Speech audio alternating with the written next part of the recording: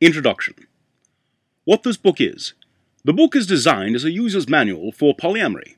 That is, it is intended primarily to provide guidance for you. If you, singly or with spouse or partners, are living your personal life in some variation of the polyamorous lifestyle, or in another sexually open lifestyle, for example, swinging, or if you are thinking about trying a polyamorous lifestyle, maybe you are discussing the pros and cons with your spouse or partner if you are in a committed couple relationship, or maybe you and your partner have been dating for a while and you are now considering a deeper level of commitment. And the two of you are discussing what your basic operating arrangement or ground rules will be, an excellent thing to do.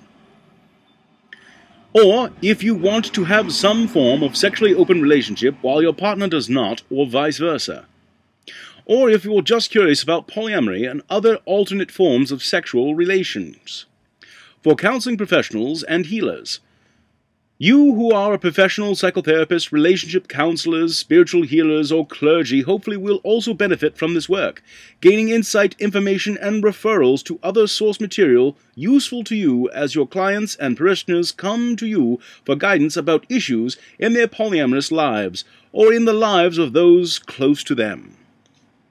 How polyamory relates to primary relationships. For those of you who are married or in a comparably committed twosome relationship, polyamory should enhance the primary committed relationship. Polyamory should in no way detract from the primary relationship.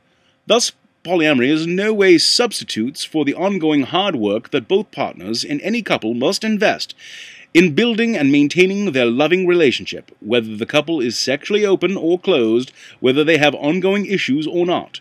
If that primary relationship is to endure and become richer as the individuals grow and evolve emotionally over the years. Polyamorists often refer to the core marriage relationship or comparably committed relationship as the primary relationship.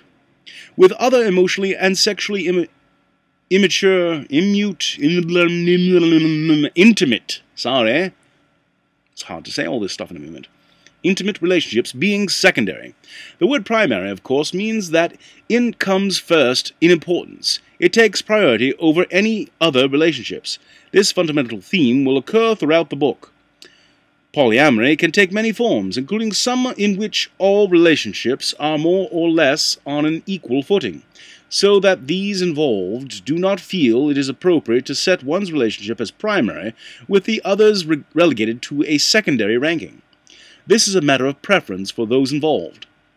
We will have more to say about the concepts of primary and secondary in section 2.10. For any sexually or gender orientation, the dynamics of polyamory and basically the same for heterosexuals, homosexuals, bisexuals, and transgendered persons.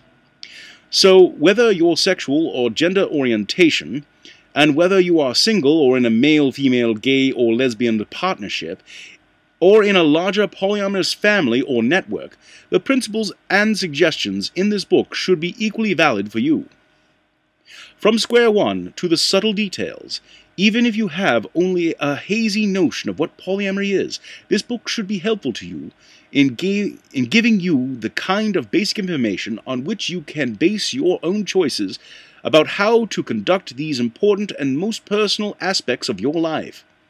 So you don't just drift with assumptions that's how everyone's always done it, or I've heard someone say that.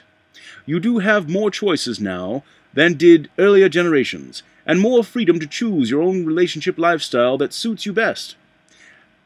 And you have more information on which to make sound ethical choices, and it's not the government's or your parents' or society's or your clergy's decision to make these most in private of choices. It's your own alone, in consultation with your partners if you are in a relationship.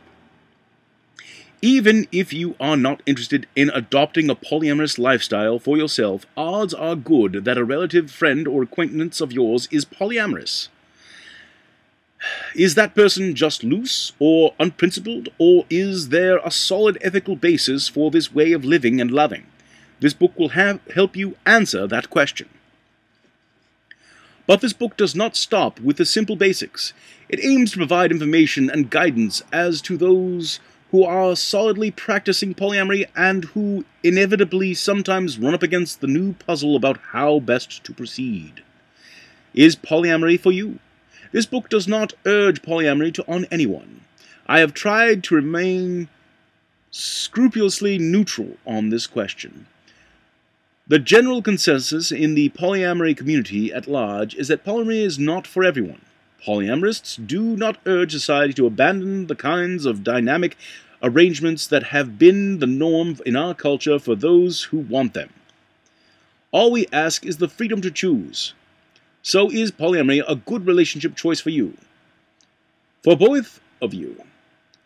Perhaps this book will help you decide by giving you a candid view of the challenges and complexities that polyamory can present, as well as solutions for some of those challenges, and a glimpse at the satisfactions, new vista in life, and personal growth that are available in no other way.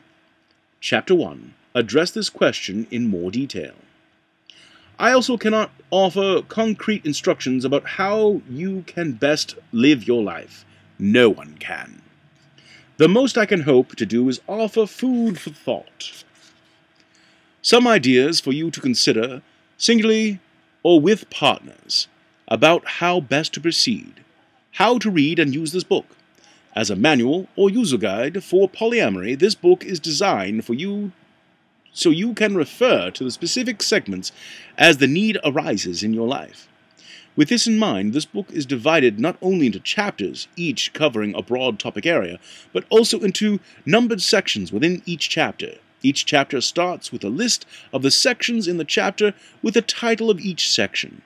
In addition to the table of contents at the front of the book, you can look up the specific topic or questions in the index in the rear, which will refer you to the relevant section number. The numbering system gives the chapter numbers, then the section number. For example, 6.09 refers to Chapter 6, the 9th section in that chapter. Another advantage of using numbered sections is that I can easily refer to the reader from the current location in the text to another rather specific location elsewhere in the book, for a related topic by simply saying something like, see section such and such about. Some of the sections are fairly long, running to multiple pages. I have intentionally left these long sections intact, not dividing them into several separate smaller sections, as I feel that the material in the section should be read in its entirety. In other words, whether a particular section is short or long, I suggest that you read at least the entire section before putting the book down. While this book is new to you, I also recommend that you read through it from beginning to end, as one reads any book, in order to acquaint yourself with what's here. Then, later, when some situation or questions arise, you may be reminded, oh yes, I think there may be something about that in the Polyamory Handbook. I think I'll go check it, or let's go have a look together. Go through the book together. If you are in a committed couple, and if either or both of you are unfamiliar with open and honest outside sexual activity of any sort, or with polyamory in particular, I suggest that the two of you go through the first reading of this book together. One very together way for a couple to look at a book is for one person to read it aloud while the other listens. You can take turns being the reader and listener, or decide if one of you will do most or all of the reading. By reading the book aloud together,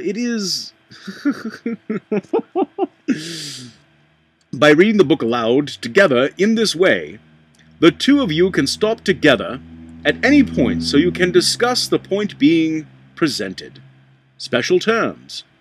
As for the word polyamory, which it means, how to pronounce it, etc., as well as many other special terms and special definitions, I have included a glossary, Appendix B, where you'll find definitions and commentary on a number of terms and acronyms that have become commonplace in the polyamory community but may not yet appear in standard dictionaries or not with these meanings. The glossary also contains other terms relevant to polyamory. how this book relates to other relationships counseling books. There are innumerable books available on interpersonal relationships, couple dynamics, and the like. These books, however, generally do not contemplate sexually and or emotionally open relationships from groupings larger than a couple, nor do they consider the dynamics and ethics of such open relationships. These works are mostly fine as far as they go, within their two-partner purview. For those in a sexually open couple relationship or living in a group of 3 or more, the advice given in this book is still generally valid, except when they automatically equate intimacy with a third person as cheating or unfaithfulness, or when they claim that 2 at a time is the only valid or healthy relationship model. Polyamorous living does not change or eliminate those basic tried and true two-person dynamics and techniques. Rather, polyamory adds further aspects and complexities to the interpersonal dynamics that are active between two people. Therefore, if you are living in a polyamorous relationship or contemplating doing so, the book does not alter what you may have learned or what you need to learn about how two people can interrelate well. Rather, it builds on that base for those who are emotionally and sexually intimate with more than one partner at a time, or want to be, with honesty, harmony, love, respect, and trust among all involved. Conversely, if you are having difficulties in your present two-person relationship, or if two-person relationships in general do not expect the polyamory will let you jump beyond those issues into a new and different form of relating in which everything goes smoothly, if you are experiencing problems in your present two-person relationship, trying to add a third partner is more likely just to make matters worse, not better. See sections 1.01 and 7.03. Several good books have been published that describe what polyamory is. See Appendix A for information about books and other resources. This book will also hopefully give a good picture of what polyamory is, but it aims to go beyond that, offering throughout easy